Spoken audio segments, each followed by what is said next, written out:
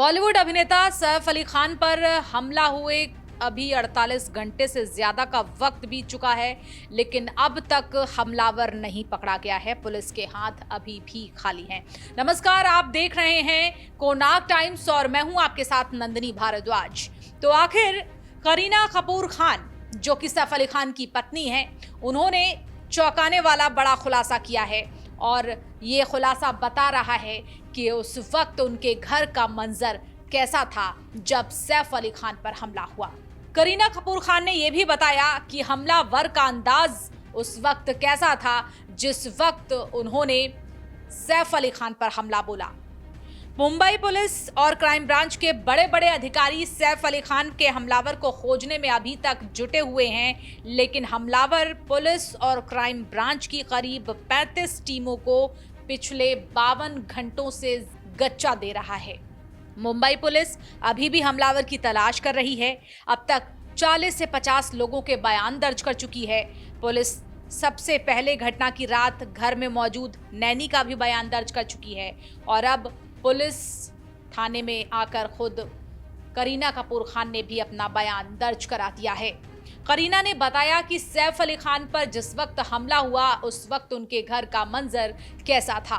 तो करीना कपूर ने जिस बयान को दर्ज कराया उसमें बहुत चौंकाने वाले खुलासे हुए हैं। हम आपको एक एक करके बता रहे हैं। सैफ अली खान पर हुए हमले के बाद जब ये मामला सामने आया, पुलिस की टीम ने अब जब अभिनेता की पत्नी और अभिनेत्री करीना कपूर का बयान दर्ज किया, जो कि उस क्रूर हमले के दौरान घर में ही मौजूद थी। करीना अपने बयान में बताती हैं कि जब हमला हुआ तो बच्चों और महिलाओं को 12वीं मंजिल पर भेज दिया गया था। करीना ने अपने बयान में पुलिस को यह भी बताया कि आरोपी जब घर में घुसा था तो बहुत ज़्यादा एग्रेसिव था, लेकिन घर से कोई उसने सामान नहीं चुराया। करीना ने अपने बयान में यह भी बताया कि जिस वक्त हमलावर सैफ के साथ हाथापाई कर रहा था उस वक्त आरोपी बहुत ज़्यादा एग्रेसिव था। सैफ ने महिलाओं और बच्चों को बचाने की कोशिश की थी। जब सैफ ने हस्तक्षेप किया तो हमलावर जहांगीर तक नहीं पहुंच सका। उन्होंने आगे बताया कि हमलावर ने घर से कुछ नहीं चुराया, उसने सैफ पर कई बार हमला किया। हमले के बाद वो काफ़ी डर चुकी थी और इसलिए उनको उनकी बहन करिश्मा अपने घर ले गई। तो करीना उस वक्त मदद के लिए भी चिल्ला रही थी, वो बहुत ज़्यादा डरी सहमी हुई थी। और जिस वक्त हमलावर चूंकि घर में घुसा, लेकिन उसने किसी भी सामान को हाथ नहीं लगाया। लेकिन जो नया सीसीटीवी फुटेज सामने आया है वो बहुत कुछ बता रहा है। करीना आगे बताती हैं कि परिवार किसी तरह हमलावर से बचकर घर के 12वें मंजिल पर जाने में सफल रहा।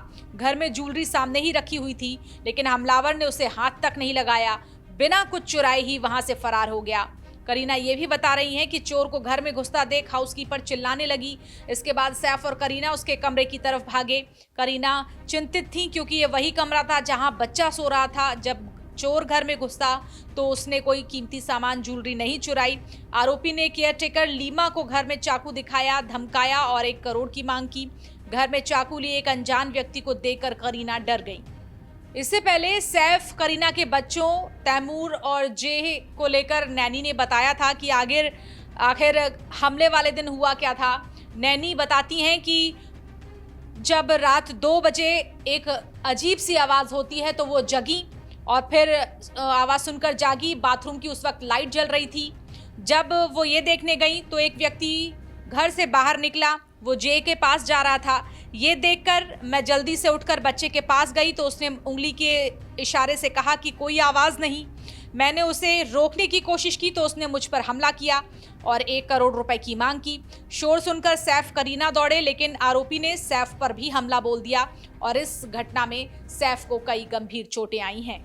बता दें कि जो आरोपी था उसने सैफ पर हमला किया, इसका सीसीटीवी फुटेज भी सामने आया है और इस वीडियो में वो नीले रंग की शर्ट में नजर आ रहा है। सीसीटीवी वीडियो 16 जनवरी की सुबह 9:04 का है, जिसमें वो एक मोबाइल शॉप पर दिख रहा है। मुंबई पुलिस को अब इसी संदिग्ध की तलाश है। आरोपी पहले 15 से 16 जनवरी की रात 1:37 पर सैफ के घर पर सीढ़ियां चढ़ते हुए नजर आया था और फिर उसी रात 2:33 पर सीढ़ियों से उतरकर जाते हुए वो सीसीटीवी कैमरे में एक बार फिर से कैद हुआ। और ये 56 मिनट का वही टाइम है जब सैफ पर हमला हुआ था। इसके बाद 2 और फुटेज पुलिस को मिले हैं जिसमें वो 16 जनवरी की सुबह कपड़े बदलकर जाता हुआ नजर आ रहा है। तो अब कौन से हथकंडों से हमलावर पुलिस को चकमा दे रहा है, गच्चा दे रहा है? सामने ये भी आ रहा है कि आरोपी ने क्राइम वेब सीरीज देखकर पूरी घटना को अंजाम दिया। आखिर इसका सच क्या है, अब वो आपको हम बताते हैं, क्योंकि सैफ अली खान का हमलावर अभी भी फरार है, जिसकी तलाश में पुलिस जगह जगह तफ्तीशें कर रही है, लेकिन हमलावर अभी भी पुलिस की गिरफ्त से बहुत दूर दिखाई दे रहा है। दरअसल सैफ अली खान के हमलावर को पकड़ने के लिए पुलिस और क्राइम ब्रांच की 28 टीमें बनी हैं, आरोपी की तलाश कर रही हैं, लेकिन अब तक पुलिस के हाथ खाली हैं। ऐसे में सवाल बना हुआ है कि हमला करने वाला हमलावर था वो अब कहाँ है। 40 से 50 लोगों से अब तक पुलिस पूछताछ कर चुकी है। मुंबई पुलिस बांद्रा और सैफ अली खान के घर के आसपास घूमने वाले कई लोगों से पूछताछ कर चुकी है, लेकिन हमलावर जब से गायब हुआ है उससे मुंबई पुलिस है वो ये शक कर रही है कि उसे शक है कि आरोपी कहीं बांद्रा स्टेशन से लोकल ट्रेन या फिर एक्सप्रेस ट्रेन पकड़कर मुंबई के आसपास या फिर बाहर तो नहीं चला गया, क्योंकि हालांकि अभी पुलिस सीसीटीवी फुटेज और भी खंगाल रही है। अभी तक पुलिस को कोई भी क्रिमिनल रिकॉर्ड उस चोर का नहीं मिला है और ना ही उसके परिवार या फिर किसी दोस्त की जानकारी ही पुलिस के हाथ लगी है।